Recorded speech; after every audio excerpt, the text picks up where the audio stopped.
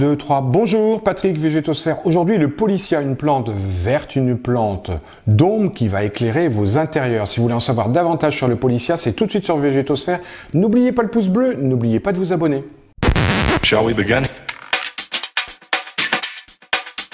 Eh bien, on va essayer de vous présenter Polycia. Polycia est un petit arbuste, une petite plante verte, mais un grand arbuste dans son lieu naturel. On va y revenir. C'est un arbuste à feuillage persistant, originaire de Polynésie. On en trouve certes à Madagascar, voire même jusqu'en Afrique du Sud, mais grosso modo, la Polynésie est son lieu, son habitat, son écosystème de prédilection. On en trouve même dans la Nouvelle-Calédonie, c'est vous dire. Donc en France, quelque part à l'autre bout de la planète, on a des Polycias.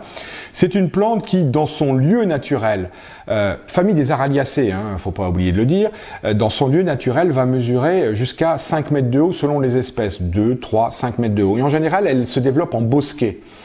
C'est une plante verte, avec des feuillages différents, des feuillages qui peuvent être panachés, découpés, vert foncé, voire chocolaté pour certaines espèces ou certaines variétés, parce que là aujourd'hui on a pas mal de variétés qui sont créées, parce que la plante a un certain intérêt. Elle a un certain intérêt depuis les années 90 où elle est rentrée littéralement dans les jardineries et chez les horticulteurs, parce que très probablement, et là j'ai pas forcément trace d'un inventeur, d'un découvreur de cette plante, mais parce que certainement des Néerlandais se sont rendus compte que cette plante avait un intérêt graphique, esthétique. Évidemment, elle a un port élancé. Elle donne de la verticalité à un intérieur. Elle est vraiment intéressante à plus d'un titre, au même titre que le yucca qui est fréquent dans tous nos intérieurs. Alors les Néerlandais ont certainement trouvé cette plante intéressante, et évidemment en bon économiste on dit celle-ci elle va certainement avoir et trouver sa place sur le marché, et effectivement elle a tout lieu de s'y trouver. Par contre, c'est un peu moins glamour. Ce que je vais vous raconter, c'est que cette plante, au même titre que le Boccarnea, que le Dracæna, que le yucca, ce sont des plantes qui sont produites en pleine terre, dans des endroits de la planète où tout est propice, toutes les conditions météo sont rassemblées.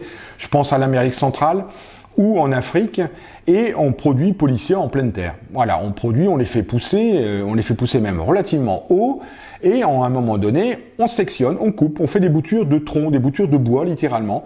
On met tout ça dans des conteneurs et hop, expédition vers la Hollande, vers les Pays-Bas. Et là, les horticulteurs qui se sont spécialisés un peu dans ces élevages vont reprendre les boutures une par une. On va remettre du cicatrisant, on va faire le nécessaire pour que ça racine, que les bourgeons fassent des feuilles.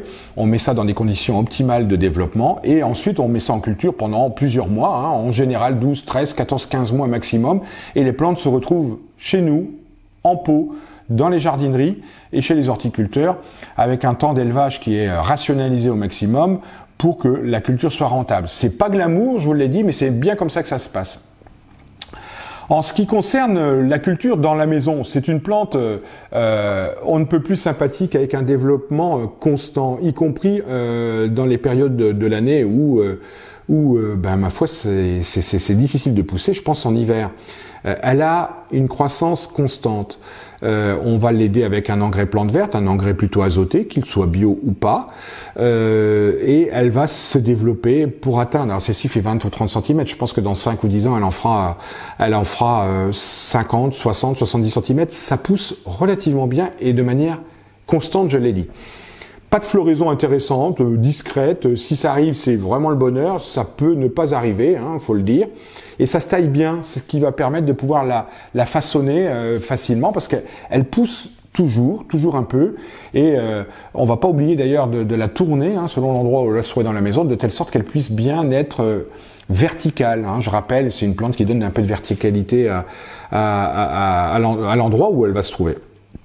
En ce qui concerne le terreau, le substrat, le rempotage, écoutez, ça sera tous les 2-3 ans, c'est nécessaire. Il y a une petite particularité. En général, on met de l'engrais, on met un terreau plante verte.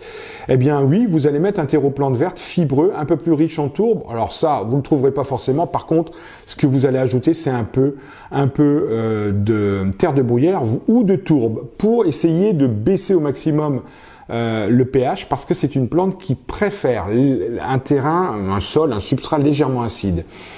D'ailleurs, pour les arrosages, il faudra plutôt être très attentif à ne pas apporter une eau trop calcaire. Si vous êtes dans un endroit où l'eau est calcaire, on va prendre de l'eau de pluie pour éviter justement ce phénomène.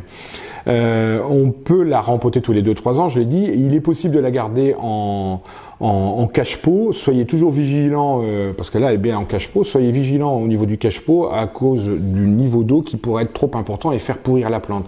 J'en arrive naturellement aux parasites. Les cochenilles peuvent sévir, comme d'habitude. On peut trouver un peu d'araignées et on peut aussi trouver un peu de pucerons. Tout ça, ça se combat facilement.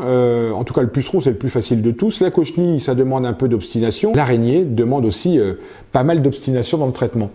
La pourriture peut arriver justement dans le cas du cache-pot qui est rempli et qui va occasionner une pourriture racinaire du tronc et ensuite un affaissement de toutes les feuilles. Donc on est vigilant au niveau des arrosages. C'est une plante qui a besoin d'eau. La température, c'est 15 à 20, 22, 23 degrés. Et plus il fera chaud, plus elle a besoin d'un taux d'humidité élevé. Donc, on apporte de l'eau dans le pot, au pied, mais on peut aussi brumiser la plante qui ne s'en portera que mieux. On évitera, encore une fois, en pulvérisation, les eaux calcaires qui non seulement occasionneront des taches calcaires sur le feuillage, mais aussi, c'est quelque chose qu'elle n'aime pas du tout. En ce qui concerne les variétés, je vais vous mettre les différentes espèces et les différentes variétés dans la description. Il y a une chose que j'ai oublié de vous dire. Les Polycia sont hyper toxiques. Ce sont des plantes dont la sève est particulièrement nocive, donc on va faire attention aux enfants et aux animaux de compagnie. Rarement les animaux mangent, encore que le chat, ça lui arrive de manger un peu n'importe quoi dans la maison. Les enfants, on fait attention aussi. Enfin, on fait attention, c'est une plante dont la sève est relativement toxique. Multiplication. La multiplication, pas simple. Graines, vous n'en trouverez pas. La bouture, pas simple. Il faut une serre chaude avec une température de 24, 25, 26 degrés. On est à l'étouffer.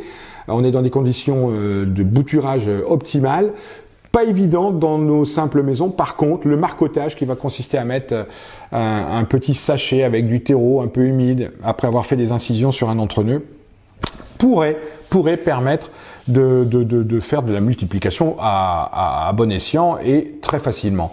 C'est vraiment ce qu'il y a de mieux. Le marcottage aérien est ce qu'il y a de plus efficace pour pouvoir multiplier chez soi le Polycia. Voilà pour le Polycia, une plante sympathique, élégante, une plante classe, moi j'appelle un peu la plante classe, à mettre dans nos intérieurs et à découvrir. N'oubliez pas le petit pouce bleu et n'oubliez pas de vous abonner. Je vous dis à très bientôt. Prenez soin de vous. Au revoir. Shall we begin?